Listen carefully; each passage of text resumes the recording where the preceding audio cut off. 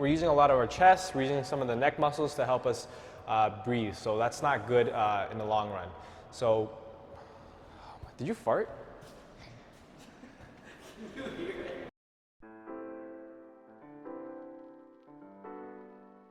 I'm going to be teaching you guys how to brace your core. So we're going to assess on how we breathe. We need to be able to utilize as much oxygen using our diaphragm whenever we're breathing. So how we're going to assess is we're going to place our right hand onto our chest, our left hand onto our stomach. We're going to grab a seat or chair. We're going to place both our feet on top of the chair as our back is going to be on the floor.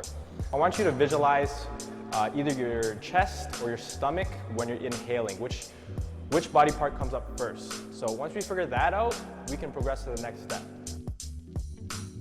So how diaphragmatic breathing works is as we inhale through our stomach, as we expand our stomach, our diaphragm is actually expanding downwards. We're pushing into our abdominals. So what we're doing there is creating a lot more oxygen uptake into our diaphragm. As we breathe in, our diaphragm expands outwards. That's why our stomach looks like it's bloated as we inhale. So we want to breathe optimally and efficiently, so that's a really great way to use as much oxygen as possible. So once we utilize how to breathe properly using our diaphragm, which is also known as diaphragmatic breathing, we can transfer this into bracing our core.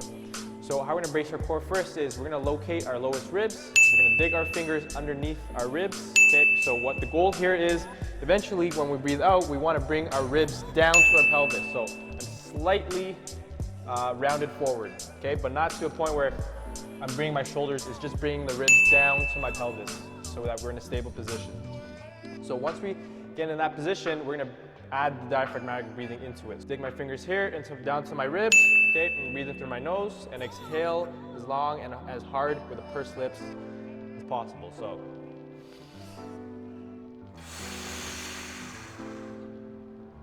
So as you can see there, I started off on an upright position. As I breathe out, I brought my ribs down, slightly rounded, which is okay. That's when we start feeling our core or our abs contracted. So it's obviously, it's going to take a lot of practice for beginners to really utilize this breathing technique into bracing our core. Anyone could do this. If you're breathing, you can use this technique. When we brace our core, we're not just using our abs. There's actually more than just one core muscle. So we have our Rectus Abdominis, which is at the front, which is your typical six-pack. We have our Obliques, which are on the side right here. And thirdly, we have our Transverse Abdominis, which wraps just under the Rectus Abdominis all the way to our back.